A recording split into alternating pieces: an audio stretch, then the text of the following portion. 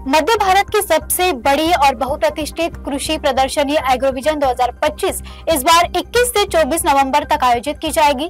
इस प्रदर्शनी का थीम है कृषि में परिवर्तन, किसानों को सशक्तिकरण। मध्य भारत की सबसे बड़ी और बहुप्रतिष्ठित कृषि प्रदर्शनी एग्रोविजन 2025 इस बार 21 से 24 नवंबर तक नागपुर में आयोजित किया जा रहा है।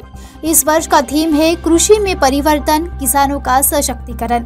इस प्रदर्शनी का शुभारंभ करेंगे केंद्रीय मंत्री नितिन गडकरी, विधायक कृष्णा खोपड़े और विधायक तरुण सिंह राजपूत सहित कई जनप्रतिनिधियों व अधिकारियों की उपस्थिति में होगा। देश विदेश से किसान, कृषि विशेषज्ञ और स्टार्टअप इस आयोजन में हिस्सा लेंगे।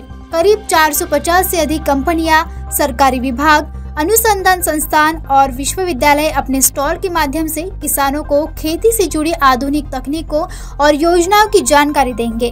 प्रदर्शनी का उद्देश्य है किसानों को नई फसल किस्मों, बागवानी, डेयरी फार्मिंग, मछली पालन, मुर्गी पालन और जैविक खेती के नवीन तरीकों से अवगत कराना। यहाँ विशेष कार्यशाला भी आयोजित होगी जिसमें विशेषज्ञ किसानों को प्रत्यक्ष प्रशिक्षण देंगे। इस वर्ष का खास आकर्षण रहेगा डेयरी फार्मिंग कार्यशाला, जहां दुग्ध उत्पादन बढ़ाने की नवीन तकनीकें और लाभकारी योजनाएं किसानों के साथ साझा की जाएगी। हे आपलं 16वे वर्ष आहे। बघता बघता काळ निघून गेला। अनेक कठीण अडचणीतून करता या प्रेरणेतून आपण बीसीसीआय बसले इथे विजय आपण पंजाबराव देशमुखांच्या नावाने 450 कोटी रुपयाचं ॲग्रो कन्व्हेन्शन सेंटर देवेंद्रजींनी आपल्याला दिलं आणि आज आपण ते मोठ्या प्रमाणात करतोय। त्याच्यात आंतरराष्ट्रीय दर्जाचं करतो। आणि आपण जेव्हा मध्ये मी स्पेनला गेलो होतो तेव्हा वर्ल्ड फार्मर ट्रेनिंग स्कूल याला भेट दिली आमच्या डेलिगेशनने। त्याचे मार्गदर्शक होते आपले इन्फोसिसचे नारायण मूर्ती आणि आमच्या स्वागताकरता नारायण मूर्तींनी भाषण दिलं इंडियातून तिथे। आणि या स्पॅनिश लोकांनी एवढं चांगली स्कूल काढली आहे की नेस्ले वगैरे मध्ये मोठमोठ्या ठिकाणी इथून शिकलेले मुलं हे 30-30 कोटी 40-40 कोटी वर्षाचं पॅकेज मिळतं।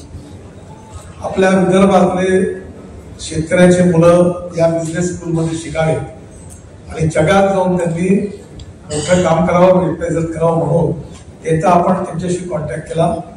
तिथले सगळे डायरेक्टर एक टीम इथे आली, त्यांच्याशी ॲग्रोविजनच्या डायरेक्टरने आपली चर्चा झाली आणि आता आपण आपलं जे ट्रेनिंग स्कूल करतोय त्यात पहिलं थोडंसं सुरू करण्याचा प्रयत्न रवी बोरटकरांकडे जबाबदारी आहे।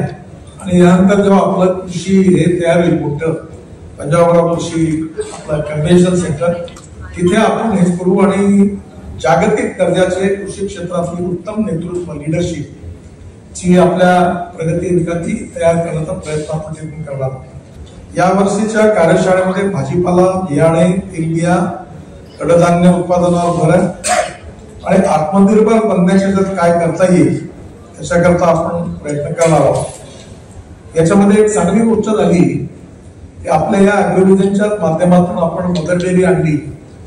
आपल्या इथे दुधाचं जे सिव्हिल लाईन्स मधलं सेंटर बंद पडलं होतं ते चांगलं झालं। तिथे सगळं होतं। आता 5 लाख लिटर दूध MIDC मध्ये त्याचा प्लांट उभा होता मोठा आणि त्याच ठिकाणी आपण जवळपास किती टन पशुखाद्य विदर्भातलं टनच असेल, धानाचं असेल, स्वस्तात प्रोटीन उत्तम फूड फॉडर पशुखाद्य विदर्भातल्या शेतकऱ्यांना मिळावं 5 लाख लिटर करता आपण ते दूध घेतो। ते 50 लाख लिटर आपल्याला करायचं। पश्चिम महाराष्ट्रातली सगळी सुबत्तता जी आली तर गडाख साहेब सांगतील, फार लाजिरवाणी गोष्ट आहे आणि त्यात मलाही पण लाज वाटते, तुम्हालाही पण वाटली पाहिजे। कारण गडाख साहेब ज्या जिल्ह्यात आहे तो दुष्काळी जिल्हा होता अहमदनगर आणि त्या जिल्ह्यात 50 लाख लिटर पेक्षा जास्त दूध होतं आणि सगळ्या विदर्भात मिळून 50 लाख लिटर होतं। यावर्षी जे सेमिनार होणार आहे 3 तास ते अर्धा दिवस कार्यशाळा, ज्याच्यामध्ये ऊस लागवड व व्यवस्थापन, दुग्ध व्यवसाय, जाती, चारा, विपणन व प्रक्रिया, शेतीमध्ये आधुनिक तंत्रज्ञान त्याला AI म्हणतात, कृत्रिम बुद्धिमत्ता, मशीन लर्निंग आणि IoT। तर तुम्हाला सांगताना हे क्रांतिकारी आहे। आता याच्यामध्ये असं आहे की तुम्हाला मी लवकरच ठरवतो कार्यक्रम धापेवाडाला माझ्या शेतावर मी आपण बायोचार करता बोलवलं होतं. याच्यामध्ये एक वेदर स्टेशन आहे, म्हणजे हवामान काय पुढे चाललंय याची माहिती मिळेल. नंतर जमिनीत पाणी मॉइश्चर किती आहे त्याच्याकरता एक मशीन आहे. आणि याचा संबंध जो आहे तो सॅटेलाइटशी, अमेरिकन सॅटेलाइटशी आपण जोडलेला आहे. आणि माझ्या शेताचे फोटो अमेरिकन सॅटेलाइट घेऊन यात मायक्रोसॉफ्ट आणि गुगलची मदत आहे. साधारणतः 1,500 ते 2,000 शेतकऱ्यांकरता वर्कशॉप करणार आहोत. एआयचा उपयोग केल्यावर आपल्याला असं कळतं, जसं ऊसाची एसओपी तयार झाली तर त्या ठिकाणी आपल्या लक्षात येईल की ऊसामध्ये पाणी केव्हा द्यायचं आहे. आपल्या फोनवर अलार्म आपल्याला कॉल येईल की आता रोग येणाऱ्या 8 दिवसांनी तरी.